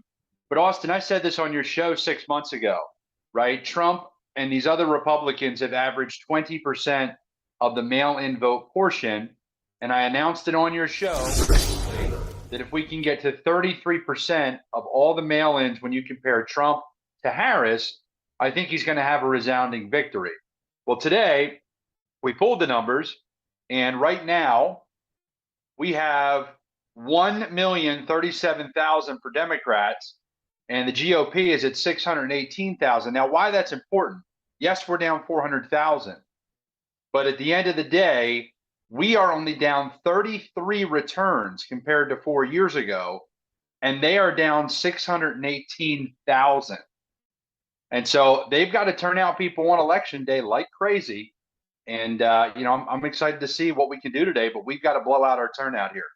Lessons learned, Cliff, key takeaways from this campaign, maybe some key weaknesses, things that we should do better for next time because we learned about it during this campaign. What would you share with us? Well, I'd say number one, I think this can't be a thing every 4 years, right? I'm going to look to figure out what I'm doing next. We've always had our state legislative battles. I'm going to continue to do that. But I think we're going to have to figure out how do we make this permanent infrastructure, much like the unions, much like a lot of the woke progressives, if you will. This cannot be a thing where we just try to set it up and then disappear. We need to be very much looking for a way to make this concrete, make this permanent infrastructure. And I think that's the biggest lesson I'm finding. Look, if we're able to chip into this lead at the rate that we're at, I think we're going to be A-okay. We got to finish strong on election day. But Austin, even right now, you're finding there are location after location that have these issues now on election day. And, look, it's not like they're being stopped from voting, but you're having all these tech issues where the scanning machines in Philly, in PA are not working. This is why we have to fix this problem. When everybody votes on the same day, if there's any issues, it's obviously going to disproportionately affect the Republicans. And so I'm hoping they get those fixed right now. Polls have been open almost 3 hours. Some of them are still not fixed. But today is the day they have to override the system and make it too big to rig. Speaking of Cliff Maloney this morning from the Pennsylvania Chase. Cliff, you and I have been in this game for a long time. The name Ron Paul is, to people like us, synonymous with liberty.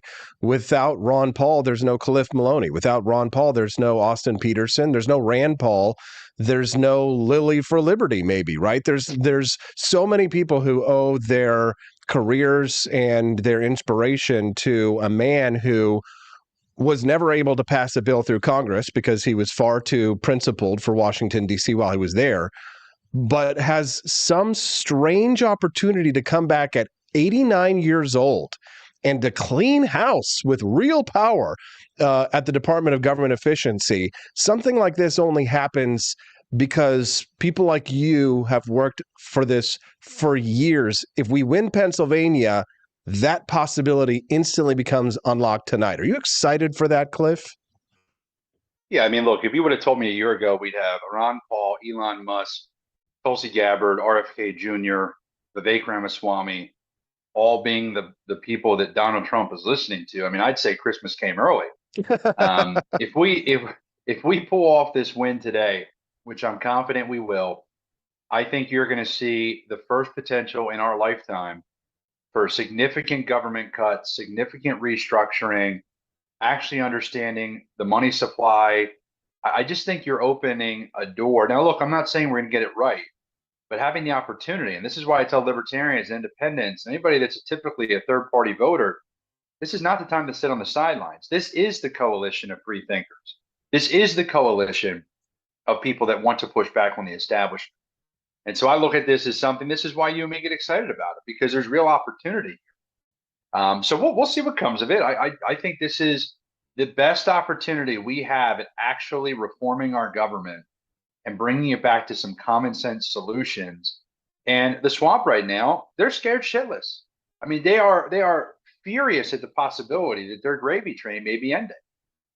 No kidding. I'm seeing this morning a clip I'm playing for the audience of Rachel Maddow threatening Elon Musk if Kamala wins, that they're gonna disentangle SpaceX from the government, despite the fact that he rescued astronauts, saved their bacon from the International Space Station. The government couldn't do it, right? They're gonna go after him, prevent him from being able to do business just because he has a political opinion about an election. As an American citizen, we're supposed to be allowed to have those kinds of freedoms. I mean, it's an election between 1984 and 1776.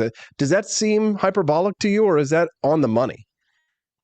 No, I agree with you 100%. I think this is why Elon's appearance on Joe Rogan, one of the things I was listening to this morning, bright and early, we were getting ourselves set up, is this idea that, show me the man, I'll show you the crime. Yeah. Right. And that is exactly the case. I mean, it's one of those things where I just look at the government's disdain for Elon is going to lead to them trying to figure out a way to shut him down, whether it's financially, whether it's criminally, whether it's civilly, whether it's time. I mean, look, literally you have the courts focused right now in Philadelphia trying to throw out his $1 million giveaway. Now, the judge ruled with Elon, but like the fact that they're even trying to make him have to go into court, it's just that's how the system works these days. And so I think we're seeing it time and time again. And I just think that it's gonna have to come to a head. And I think this election is our chance to push back and send a middle finger message to the establishment to say we're tired of this. We don't want to weaponize government, and it's time for us to have some real change. And Donald Trump represents that idea. Right. And remember, what they do to him, they can and will do to us. Good morning. Thanks for tuning into the Wake Up America show. Cliff Maloney, I've only got him for a few more minutes. He's got to go get on Breitbart. Not that we're not a big show. We are number one on X this morning, with number two isn't even like half as much as us. They're like far way behind us. The number one show, Wake Up America show with Cliff Maloney. Then Breitbart, he's got to go on with them. So I want to get a couple more points before he goes. Cliff, when will we know the outcome of this election? The $1 million question, Austin. So here's how it'll work, guys. At 8 o'clock, the polls close in PA. And what you'll have is you'll have the first batch of mail-in votes. And this is typically about 30 to 50% of all the mail-in votes in each county are counted, because they're counting them now. So they were not able to count mail-ins until this morning when polls open at 7 a.m. And so they've begun counting. And by the way, there's a lot less mail-ins this year, which is good for us, but it also means they should be able to count them quicker. And so they're going to be processing them at 8 o'clock, right between 8 and 8:30. You'll get hit with the first round of the mail-ins that are previously counted, today. Then you'll start to see the election days trickle in. And probably around 9 to 9:30, maybe you get another batch, maybe even 10 or 10:30, and you start to see kind of the batches of these mail-ins. And it's just going to be tracking it, right? And I tell people there's going to be this blue mirage, as they call it at first, because the mail-ins are going to lean towards Harris. Now, because of our work, it's not 80-20. We're expecting it to be somewhere around 30 to 33%. So instead of a 4-1 advantage, you're looking at a 2-1 advantage, 33 to 67. So we're hoping that's where we're at. But I tell everybody, this is something where you want to look at Philadelphia County, because the way they won in 2020 is they ran up the score in Philadelphia County. If they don't have the ability to do that, right, and if these numbers show us they don't have the votes there, this could be a quick election. And Austin, my dream scenario, if everything goes right, is they call Georgia, they call North Carolina, and then they turn to Pennsylvania, baby. And if we have the number and they can call it, if we have that trifecta, we're at 270 on the nose. That's where I want to be. You mean that the Kamala Harris campaign isn't going to win Iowa after all, Cliff? I wouldn't bet on that. I would not bet on that. A lot of people are betting. Betting markets are still open until tonight. Cliff, any final thoughts on that you want to say here as we let you go, brother? Any final words? Yeah, one, I appreciate you, Austin. As always, man, getting the truth out there, delivering liberty and the message we care about. Look, here it is. If you're in PA, go out and vote. If you got a mail-in ballot, take it back with you to your county office. If you don't have a mail-in ballot, go to the polls, vote for Trump, because I do think Pennsylvania decides the White House. If you're not in Pennsylvania, go to pachase.com. You can help sponsor our ballot chasers for their final day. If you don't want to do that, that's fine, but reach out to anybody in Pennsylvania. I think we do this. I think we do it the right way. We're going to have a resounding victory, but it's going to be close. And so I encourage everybody, double down, get out there, and let's make liberty win. I'm excited about it. Thanks so much, Austin. Cliff, I know we're friends and everything, but I think it's also fair for me to say that at least a little bit that you're also my hero, man. Thanks for all that you do. Get out there and win, brother. Appreciate it, Austin. Cliff Maloney out there fighting for liberty on the front lines, and he's been doing so for a long time, just like me. The Wake Up America show is a 5-day-a-week live talk show, and we're supported by viewers and listeners like you. If you've clicked the like button already, if you've followed my stream or my channel, thank you very much. I appreciate you. If you'd like to help support the For Liberty crew and so watch more of our content, I hope you'll come back tomorrow morning. But we will be doing live election night coverage here on my account from 7 to 11, perhaps. Maybe if it's called by 11, then it's over by 11. If it's not called by 11, it might go a little bit longer here on our channel. So I hope that you're following us, and if you're not, please do so. Before you leave the show today, we always like to say, and I've got a little bit of a speech I'd like to make here before we go, but I would be remiss if I didn't mention all of the good work that the people over on my team are doing over at forlibertyshop.com. And it's not just any typical patriotic merchandise shop. All of our products are made with love, designed by me, my wife, and some of our odd staffers here and there. And yesterday, we dropped a whole bunch of new products. I saw Kermode Bear. We were unbelievable. This shirt, support the right to bear arms. And Kermode Bear got himself one. You can get those at forlibertyshop.com. Department of Government Efficiency shirts. You can get your field agent tee if you're mission ready. And the brand new items yesterday, because of course the greatest Christmas movie of all time, don't you want to have a yippee-ki-yay Christmas ornament? Come to the coast, have food, drinks. Yippee-ki-yay, and welcome to the office Christmas party. Welcome to the Party Pal ornaments. Delivered. You can get it at forlibertyshop.com. That's the number 4libertyshop.com. Did you enjoy the show today, guys? Good. Now it's time to say goodbye to all our family. As we close out this Election Day broadcast, I want to speak to each of you personally. Today, we're not just voters. We are guardians of a dream. Protectors of a vision that has been passed down from generation to generation, from the founding fathers to us today. The vision of a free America, an America that stands tall and proud, unshaken, and unbreakable. I've lived this fight. I've tasted victory, and I've felt the sting of defeat. I've seen allies come and go, lost dear friends who once walked this road beside me. And I've had moments that tested my very soul. But today, with a wife by my side and a beautiful daughter in my arms, I feel that purpose more deeply than ever. This isn't just about one election, it's about the legacy we leave for the people that we love the most. Today, my vote for Donald Trump is a promise to my family. It's my promise to Steffi and to Hazel that I will do everything in my power to fight for a future where they're free to be strong, free to live without fear, free to chase dreams without limits. And I know I'm not alone.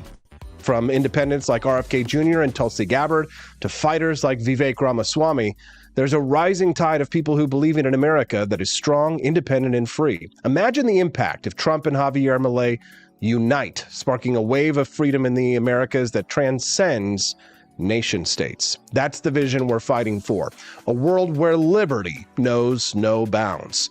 So today, friends, I'm calling on you to stand with us. Don't let this day pass by as just another Tuesday. Don't let somebody else's voice speak louder than yours.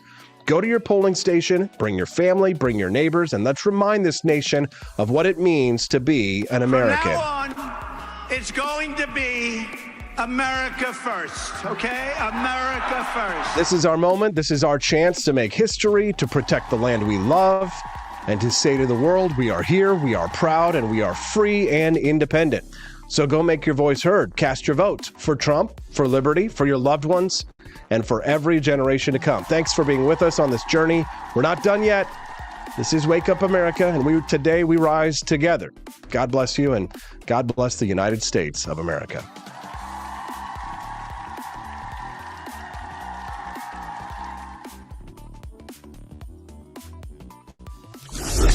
We started this journey together, bringing you the Wake Up America show every morning.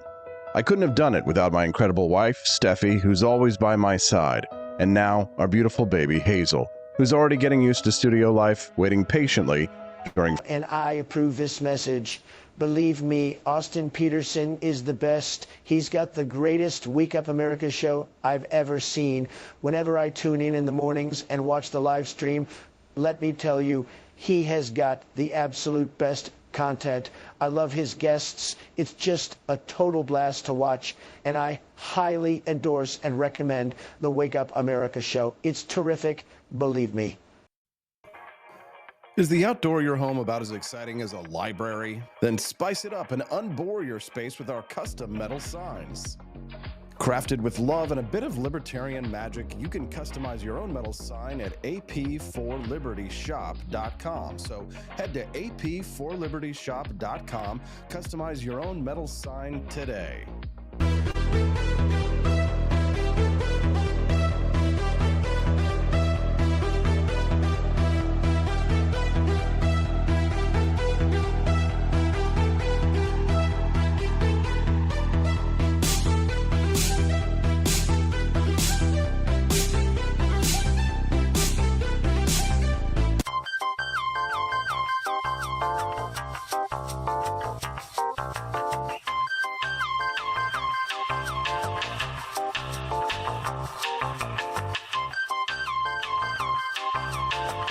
Welcome to a world of vocal discovery at Petersen Voice Studio. I'm Justin Petersen, here to guide your musical journey. Envision a place where your voice reaches new heights, where every note tells a story. We embrace all singers, from the enthusiastic shower vocalists to aspiring stars, ensuring each voice finds its unique rhythm and tone. Are you ready to elevate your voice? Visit petersenvoicestudio.com and sign up for remote lessons tailored just for you. Let's begin this melodious journey together.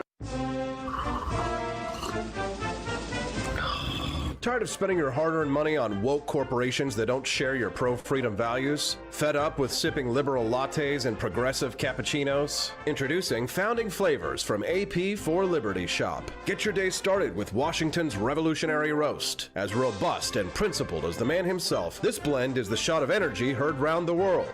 Or maybe you want to taste the fervor of freedom with Adams's Patriotic Perk. It's as dynamic and balanced as the U.S. Constitution, sure to awaken your spirit of liberty. For the aficionados, we've got the Jeffersonian Java, a complex mix of flavors that speaks volumes about your refined tastes. And don't forget Betsy's Liberty Lullaby, our decaf option, crafted with the same care and dedication Betsy Ross put into our Star-Spangled Banner. This blend lets you enjoy the taste of freedom anytime without losing sleep. No woke beans here, folks. Just pure, patriotic, pro-freedom flavors brewed with love for liberty. So why compromise compromise your principles for a cup of coffee. Stand up for your values, perk up your patriotism, and start your day the American way. Get your founding flavors at AP for Liberty Shop.